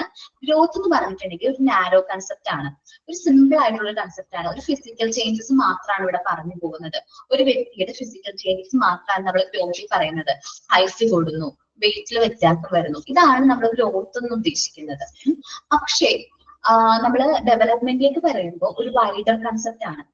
നമ്മളിപ്പോ പറഞ്ഞില്ലേ ചൈൽഡ് ഡെവലപ്മെന്റ് എന്ന് പറഞ്ഞത്, ചൈൽഡ് ഡെവലപ്മെന്റ് ഇൻക്ലൂഡഡ് ആണ് ഞാൻ ഈ പറഞ്ഞ ഫിസിക്കൽ ഡെവലപ്മെന്റ്, മോട്ടോർ ഡെവലപ്മെന്റ്, അതേപോലെ തന്നെ social development, emotional development, cognitive development, language development. ഇതെല്ലാരും കൂടി കൂടിയതാണ് എന്ത് ചൈൽഡ് ഡെവലപ്മെന്റ് എന്ന് പറയുന്നത്. ഗ്രോത്ത് എന്ന് പറഞ്ഞാൽ ജസ്റ്റ് ഫിസിക്കൽ ഡെവലപ്മെന്റ് മാത്രമാണ് അവിടെ പറയുന്നത്. പക്ഷേ ഡെവലപ്മെന്റ് എന്ന് പറഞ്ഞാൽ ഒരു വൈഡർ കൺസെപ്റ്റ് ആണ്. അതിൽ ഈ കുട്ടിയുടെ ഫിസിക്കൽ ഡെവലപ്മെന്റും മോട്ടോർ ഡെവലപ്മെന്റും സോഷ്യൽ ഡെവലപ്മെന്റും ഇമോഷണലും കൊഗ്നിറ്റീവ് ഡെവലപ്മെന്റും കൂടി ഇൻക്ലൂഡഡ് ആണ് ഡെവലപ്മെന്റ്. നമ്മൾ ഈ പോർഷൻസ് കവർ ചെയ്ത് കഴിയുമ്പോൾ ഈ ഗ്രോത്ത് ഡെവലപ്മെന്റ് വളരെ ഈസി ആയിരിക്കും. Growth may or may not bring development. ഈ ഒരു പോയിന്റ് പറയുകയാണെങ്കിൽ ഗ്രോത്ത് ചിലപ്പോ ഡെവലപ്മെന്റ് കൊണ്ടുവരാം, അല്ലെങ്കിൽ കൊണ്ടുവരാതിരിക്കാം. ഞാൻ ഒരു കാര്യം പറയാം, മെന്റലി റിട്ടേർഡ് ചിൽഡ്രൻസിനെ കുറിച്ച് നമ്മൾ പഠിക്കും. നിങ്ങൾ 8th യൂണിറ്റിൽ ചൈൽഡ് വെൽഫെയറിൽ മെന്റലി റിട്ടേർഡ് ചിൽഡ്രൻസിനെ കുറിച്ച് പഠിക്കും.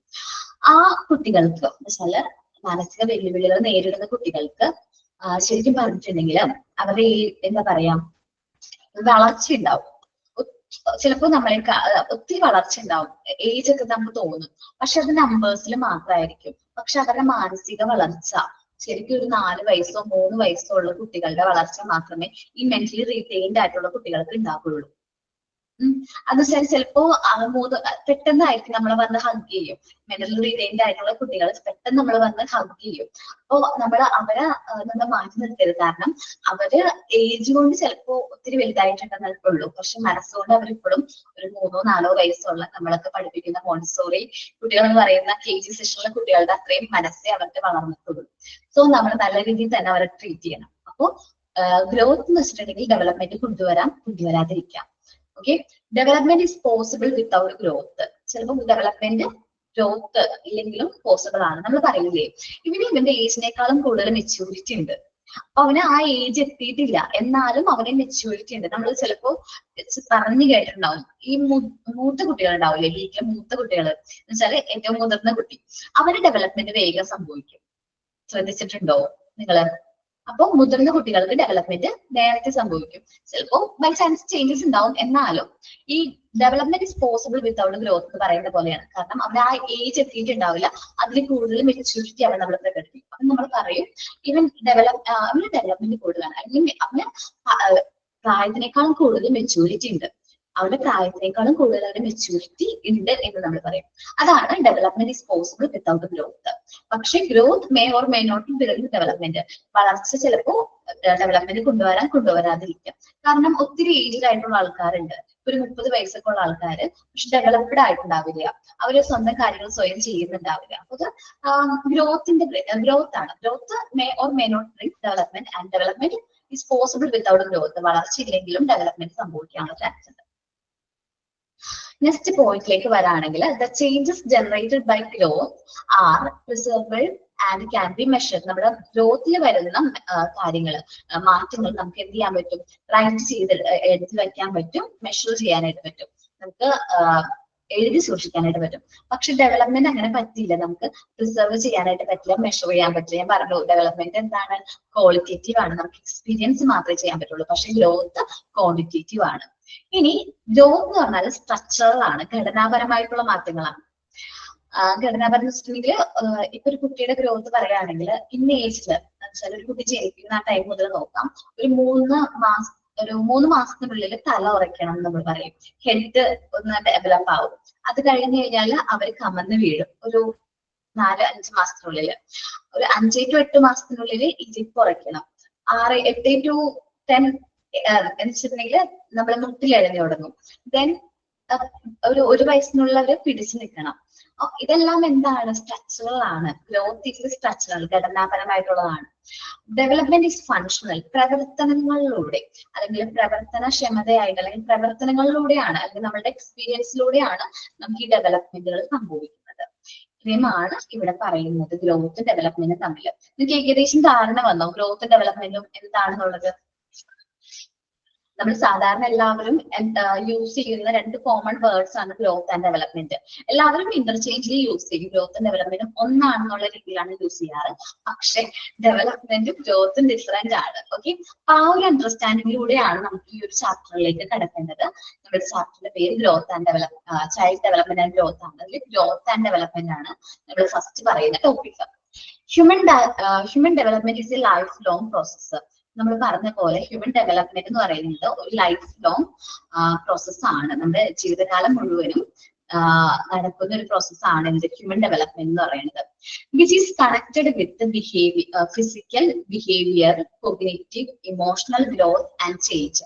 ഞാൻ പറഞ്ഞു ഹ്യൂമൻ ഡെവലപ്മെന്റ് നമ്മളൊരു വൈഡർ കൺസെപ്റ്റ് ആണ്. അതിൽ ഫിസിക്കൽ ബിഹേവിയർ, കോഗ്നിറ്റീവ്, ഇമോഷണൽ ചേഞ്ചസും ഗ്രോത്തും ഇതെല്ലാം ഇൻക്ലൂഡഡ് ആണ്. ഇതിൽ ഡെവലപ്മെന്റിൽ ഇൻക്ലൂഡഡ് ആണ്.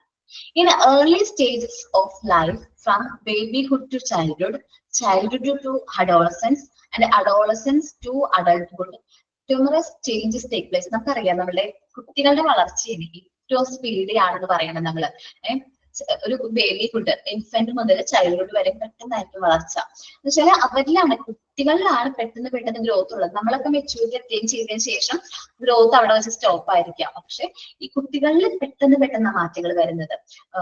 ഇൻഫന്റിൽ നിന്ന് പെട്ടെന്നായിരിക്കും അവർ ചൈൽഡ്ഹുഡിലേക്ക് കടക്കുന്നത്. ചൈൽഡ്ഹുഡിൽ നിന്ന് പെട്ടെന്നായിരിക്കും അഡോളസെന്റ്. നമുക്കറിയാം അഡോളസെന്റ് ഏജില് റാപ്പിഡ് ആയിട്ടുള്ള ചേഞ്ചസ് ആണ്. നമ്മൾ പെൺകുട്ടികളെ എടുത്ത് നോക്കിയാലും ആൺകുട്ടികളെ എടുത്ത് നോക്കിയിട്ടുണ്ടെങ്കിലും ടീനേജ് അല്ലെങ്കിൽ അഡോളസെന്റ് ഏജിൽ ഒത്തിരി മാറ്റങ്ങൾ അവരുടെ ബോഡിയിൽ സംഭവിക്കുന്നുണ്ട്. പെട്ടെന്നാണ് അവർ ഗ്രോ ചെയ്യുന്നത്. ഒരുപാട് നമ്പർ ഓഫ് ചേഞ്ചസ് സംഭവിക്കുന്നുണ്ട്. അഡോളസെന്റ് ടു അഡൾട്ട്ഹുഡ് ഒരുപാട് ചേഞ്ചസ് അവരുടെ ബോഡിയിൽ നടക്കുന്നുണ്ട്. All through the process, each person develop an attitude, value that guide the choice, relationship and understanding. അപ്പോൾ ഇതിന് പുറമെ, ഈ ഗ്രോത്തിന് പുറമെ അവർക്ക് അവരുടേതായ ഒരു ആറ്റിറ്റ്യൂഡ്സും വാല്യൂസും ഡെവലപ്പ് ചെയ്യുന്നുണ്ട്. അവരുടെ റിലേഷൻഷിപ്പിലും അവർ കാര്യങ്ങൾ മനസ്സിലാക്കുന്നതിലും അവരുടെ സെലക്ഷനിലും അവരുടെ അഭിപ്രായങ്ങളിലൊക്കെ ഒത്തിരി മാറ്റങ്ങൾ വരുന്നുണ്ട്. Okay, the term growth contains two-dimensional arguments. നമ്മൾ dimensional arguments ഉണ്ട്. Cellular multiplication or quantitative changes in size, weight, numbers. ഗ്രോത്തിനെ പറയുന്നത് സെല്ലുലാർ മൾട്ടിപ്ലിക്കേഷൻ ആണ്. നമ്മുടെ സെൽസിന്റെ മൾട്ടിപ്ലിക്കേഷൻ ആണ് സാധാരണയായിട്ട് ഗ്രോത്ത് എന്ന് പറയുന്നത്. ക്വാണ്ടിറ്റേറ്റീവ് ചേഞ്ചസ് ആണ് നമ്മുടെ സൈസ്, വെയിറ്റ്, അതേപോലെ തന്നെ നമ്പേഴ്സിലുള്ള ചേഞ്ചസിനെയാണ് നമ്മൾ ഗ്രോത്ത് എന്ന് പറയുന്നത്, ഹ്യൂമൻ ഗ്രോത്ത് എന്ന് പറയുന്നത്. Human growth is based on biological events which can grow physically that naturally happen in course during the early stages of life. നമ്മൾ പറയുന്ന ഈ ഗ്രോത്ത് എന്ന് പറയുന്നത് ബയോളജിക്കൽ ആയിട്ടുള്ള ഇവന്റ്സ് ആണ്. അത് ഗ്രോ ഫിസിക്കലി ആൻഡ് നാച്ചുറലി സംഭവിക്കുകയാണ്. ഒരു വ്യക്തിയുടെ ഇന്ന ഏജിൽ ഇത്രയും ഗ്രോത്ത് വേണം, അപ്പോൾ ആ ഗ്രോത്ത് ഉണ്ടാവും. ഇന്ന ഏജിൽ ഇന്ന മാറ്റങ്ങൾ വരും. അപ്പൊ ആ ഒരു ഏജിനനുസരിച്ച് നമ്മളിൽ വരുന്ന നാച്ചുറലി സംഭവിക്കുന്ന കാര്യങ്ങളാണ്. ഡെവലപ്മെന്റ് എന്ന് വെച്ചിട്ടുണ്ടെങ്കിൽ നെവർലെസ് is the product of psychological and social growth. Development എന്ന് പറഞ്ഞിട്ടുണ്ടെങ്കിൽ നമ്മുടെ സൈക്കോളജിക്കലും സോഷ്യൽ ഗ്രോത്തിന്റെയും ഒരു പ്രൊഡക്റ്റ് ആണ് എന്ത് നമുക്ക് വരുന്ന ഡെവലപ്മെന്റ്, നമുക്ക് വരുന്ന മെച്യൂരിറ്റി, നമുക്ക് വരുന്ന നമ്മുടെ എക്സ്പീരിയൻസിന്റെയും അതേപോലെ തന്നെ നമ്മുടെ ഇമോഷൻസിന്റെയും ഒരു പ്രൊഡക്റ്റ് ആണ് എന്ത് development. Trust by environmental and individual behavioral factors, sometimes more easy refers as to maturity. നമുക്ക് ഈ ഡെവലപ്മെന്റ് സംഭവിച്ചു എന്ന് പറയുന്നത് സാധാരണയായിട്ട് മെച്യൂർഡ് ആയി നമ്മൾ പറഞ്ഞു കേട്ടിട്ടുള്ള വേർഡാണ്. അവനിപ്പോ മെച്യൂർഡ് ആയി, മുമ്പത്തെ പോലെ എല്ലാവരും മെച്യൂരിറ്റി വന്നിട്ടുണ്ട്, മെച്യൂർഡ് ആയിട്ടുണ്ട്, കുട്ടികളെയൊക്കെ മാറി, അവരിപ്പോ നല്ല രീതിയിൽ കാര്യങ്ങളൊക്കെ നോക്കുന്നുണ്ട്, മെച്യൂരിറ്റി അറ്റൈൻ ചെയ്തു. നമ്മൾ ആ ഡെവലപ്മെന്റിനെ മെച്യൂരിറ്റി എന്നും കൂടി പറയാറുണ്ട്. While both of natural process are greatly different, നമ്മളിപ്പോ പറഞ്ഞ രണ്ട് പ്രോസസ്സും ഡെവലപ്മെന്റും ഗ്രോത്തും നാച്ചുറലി നടക്കുന്നതാണ്, രണ്ടും ഡിഫറെന്റ് ആണ്. Both growth and development are closely related steps in producing healthy adult. എന്നാൽ നമുക്ക് നല്ലൊരു അഡൾട്ടിനെ, നല്ല ഹെൽത്തി ആയിട്ടുള്ള ഒരു വ്യക്തിയെ വാർത്തെടുക്കാൻ വേണ്ടിയിട്ട് നമുക്ക് ഈ ഡെവലപ്മെന്റും ഗ്രോത്ത് എന്ന് പറഞ്ഞാൽ ക്ലോസ്ലി കണക്റ്റഡ് ആണ്, ക്ലോസ്ലി റിലേറ്റഡ് ആണ്. ഈ ഡെവലപ്മെന്റും ഗ്രോത്ത് എന്ന് പറയുന്നത് ക്ലോസ്ലി റിലേറ്റഡ് ആണ്. നോക്കാം. Crow and Crow remarks that growth refers to structural and psychological changes. Crow and Crow എന്ന് പറയുന്നത് സൈക്കോളജിസ്റ്റുകളാണ്. നിങ്ങൾ സൈക്കോളജി എന്ന് പറയുന്ന പോർഷൻ പറയുമ്പോൾ ഇവരുടെ ഡെഫിനിഷൻസ് ഒക്കെ കൂടുതലായിട്ട് പഠിക്കും. Crow and Crow പറയുന്നതാണ് ഗ്രോത്ത് എന്ന് പറയുന്നത് സ്ട്രക്ചറൽ ആണ്, സ്ട്രക്ചറൽ ആയിട്ട് വരുന്ന ഘടനാപരമായിട്ട് വരുന്ന മാറ്റങ്ങളാണ്. And psychological changes while development refers to growth as well as changes in the behavior. നമ്മൾ സ്ട്രക്ചറൽ ആയിട്ടുള്ള മാറ്റങ്ങളെയാണ് ഗ്രോത്ത് എന്ന് പറയുന്നുണ്ടെങ്കിൽ ബിഹേവിയറിൽ വരുന്ന മാറ്റങ്ങളെയാണ് ഡെവലപ്മെന്റ് എന്ന് പറയുന്നത്. അപ്പോൾ ചിലപ്പോ ഞാൻ പറഞ്ഞ പോലെ തന്നെ ഒരു 18 yearsൽ ഭയങ്കര എന്താ പറയാ കുട്ടികളെയൊക്കെ ആയിട്ട് നടന്ന ആൾക്കാരായിരിക്കും 20-25 ഒക്കെ ആയി കഴിഞ്ഞപ്പോൾ ഭയങ്കര മെച്യൂർഡ് ആയിട്ട് മാറുന്നത്. സോ ഗ്രോത്തും ഡെവലപ്മെന്റും എൻറ്റയർലി ഡിഫറെന്റ് ആണ്. ഇനി പറയുന്നത് in the words of Harlock, the term development refers to a progressive series of changes that happens in an orderly and predictable pattern as the result of maturation and experience. നമ്മുടെ മെച്യൂരിറ്റിയുടെ അതേപോലെ നമ്മൾ experience ചെയ്ത് നമ്മുടെ ജീവിത സാഹചര്യങ്ങൾ അല്ലെങ്കിൽ നമ്മൾ experience ചെയ്തിട്ടുള്ള കാര്യങ്ങളുണ്ട് നമുക്ക് വരുന്ന മാറ്റങ്ങളെയാണ് നമ്മൾ എന്ത് പറയുന്നത് ഡെവലപ്മെന്റ് എന്ന് പറയുന്നത്. നമ്മൾ ചിലപ്പോ ഒത്തിരി ട്രാവൽ ചെയ്യാണ്, ഒത്തിരി ആൾക്കാരോട് സംസാരിക്കുകയാണ്, നമ്മളുടെ ക്യാരക്ടറിൽ ഒത്തിരി ഇൻഫ്ലുവൻസ് വരും. നമ്മളായാലും നമ്മൾ മറ്റുള്ളവരോട് ഇപ്പൊ നമ്മൾ എപ്പോഴും നമ്മളെ കെയർ ചെയ്യുന്ന ഒരാളോട് ആണ് നമ്മള് മിങ്കിൾ ചെയ്യണമെങ്കിൽ നമ്മളും മറ്റുള്ളവരെ കെയർ ചെയ്യാൻ തുടങ്ങും. സോ അത് നമ്മുടെ ക്യാരക്ടറിൽ വരുന്ന മാറ്റങ്ങളാണ്, നമ്മുടെ മെച്യൂരിറ്റിയും നമ്മുടെ എക്സ്പീരിയൻസ് കൊണ്ട് നമ്മളിൽ വരുന്ന മാറ്റത്തിനെയാണ് നമ്മൾ എന്ത് പറയുന്നത് ഡെവലപ്മെന്റ് എന്ന് പറയുന്നത്. ഗ്രോത്ത് എന്ന് പറഞ്ഞാൽ സെല്ലുലാർ മൾട്ടിപ്ലിക്കേഷൻ ആണ്, മെച്യൂരിറ്റി എത്തുമ്പോൾ സ്റ്റോപ്പ് ആകും, സ്ട്രക്ചറൽ ആണ്, പിന്നെ ക്വാണ്ടിറ്റേറ്റീവ് നേച്ചർ നമുക്ക് മെഷർ ചെയ്യാൻ പറ്റും. ഡെവലപ്മെന്റ് എന്ന് പറഞ്ഞിട്ടുണ്ടെങ്കിൽ നമ്മുടെ മെച്യൂരിറ്റിയുടെയും എക്സ്പീരിയൻസിന്റെയും റിസൾട്ട് ആണ്. നമുക്ക് continues throughout the life നമ്മൾ കണ്ടിന്യൂ ചെയ്യും. പ്രോഗ്രസീവ് നേച്ചർ ആണ്. പിന്നെ എന്താണ് നമ്മുടെ ബിഹേവിയറിൽ മാറ്റം വരും. പിന്നെ ക്വാളിറ്റേറ്റീവ് ആക്സെപ്റ്റ് ആണ്. It does not ends with the attainment of maturity. Okay, അപ്പൊ ഇത്രയുമാണ് നമ്മൾ ഗ്രോത്ത് ആൻഡ് ഡെവലപ്മെന്റിൽ പറയുന്നത്. ദെൻ നിങ്ങൾ ഇന്നും കൂടി ഈ ഡിഫറൻസ്, ഗ്രോത്ത് ഡെവലപ്മെന്റുള്ള ഡിഫറൻസ് കൂടെ റീഡ് ചെയ്ത് കഴിഞ്ഞിട്ടുണ്ടെങ്കിൽ നിങ്ങൾക്ക് വ്യക്തമായിട്ട് മനസ്സിലാവും എന്താണ് ഗ്രോത്ത്, എന്താണ് ഡെവലപ്മെന്റ് എന്നുള്ളത്. ഓക്കെ, ക്ലിയർ ആണോ ഞാൻ ഇന്നത്തെ ടോപ്പിക്? ക്ലിയർ ആണ്. അപ്പോ thank you all. Sign out ആരാ പറയുന്നേ?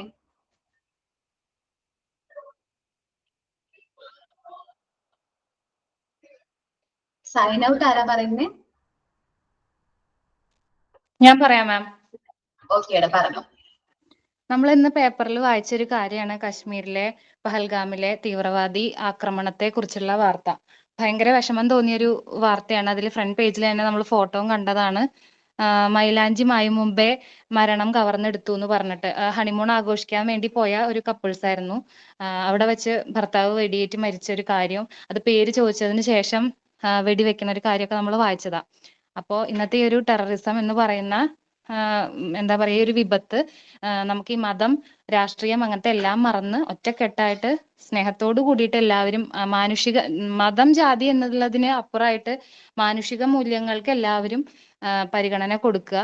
നമ്മുടെ ഈ ഒരു സ്മാർട്ട് ശ്രീ എന്ന് പറയുന്ന ഈ ഒരു കൂട്ടായ്മയിലൂടെ തന്നെ അത്തരം ചെറിയ കാര്യങ്ങൾ, അങ്ങനത്തെ വാല്യൂ ഉള്ള കാര്യങ്ങൾ ഉണ്ടാവട്ടെ. ചെറിയ മാറ്റങ്ങൾ നമുക്കും കൊണ്ടുവരാൻ വേണ്ടിയിട്ട് പറ്റും. അപ്പോൾ അതിനെ ശക്തമായിട്ട് എതിർക്കുകയും മനുഷ്യ സ്നേഹത്തിനെ കൂടുതലായിട്ട് പ്രോത്സാഹിപ്പിക്കാൻ എല്ലാവരും നോക്കുകയും ചെയ്യണം. അതിന്റെ കൂടെ തന്നെ ചെറിയൊരു GK കൂടി പറയാം. നമുക്ക് ഈ കാശ്മീർ എന്ന് പറയുമ്പോൾ അടുത്ത് നടന്ന ചെറിയ കാര്യങ്ങൾ എന്ന് പറഞ്ഞാൽ ആദ്യം അതൊരു സംസ്ഥാനമായിരുന്നു. പിന്നീട് അത് ഇപ്പോൾ ഒരു യൂണിയൻ ടെറിട്ടറി, കേന്ദ്രഭരണ പ്രദേശമാക്കി മാറ്റി. അങ്ങനെ ഇപ്പോൾ നിലവിൽ ഇന്ത്യയിൽ 28 സംസ്ഥാനങ്ങളും 8 യൂണിയൻ ടെറിട്ടറീസും ആണ് ഉള്ളത്. അതാണ് ഒരു കാര്യം. പിന്നെ രണ്ടാമത്തെ കാര്യം, കുറച്ച് മുമ്പ് വരെ ജമ്മു കാശ്മീർ ഒരു സംസ്ഥാനമായിരുന്ന സമയത്ത് അതിനൊരു സ്പെഷ്യൽ സ്റ്റാറ്റസ് ഉണ്ടായിരുന്നു, പ്രത്യേക പദവി ആ ഒരു സംസ്ഥാനത്തിന് ഉണ്ടായിരുന്നു. ആർട്ടിക്കിൾ 370 പ്രകാരമായിരുന്നു അങ്ങനെ ഉണ്ടായിരുന്നത്. അതെന്താന്ന് വെച്ചാല് ഈ ജമ്മു കാശ്മീരിലുള്ള ആൾക്കാർക്ക് അവിടെയുള്ള ആൾക്കാരെ മാത്രമേ വിവാഹം ചെയ്യാൻ പറ്റൂ. പിന്നെ പുറമേ നിന്നുള്ള ആൾക്കാർക്ക് അവിടെ പോയിട്ട് സ്ഥലം വാങ്ങാനോ വീട് വെക്കാനോ പറ്റില്ല. അങ്ങനത്തെ കുറെ പദവികൾ വേറൊരു സംസ്ഥാനം പോലെയാണ് അത് നിന്നിരുന്നത്. പക്ഷെ നമ്മുടെ ഗവൺമെന്റ് ഇപ്പൊ അത് എടുത്തു കളഞ്ഞു.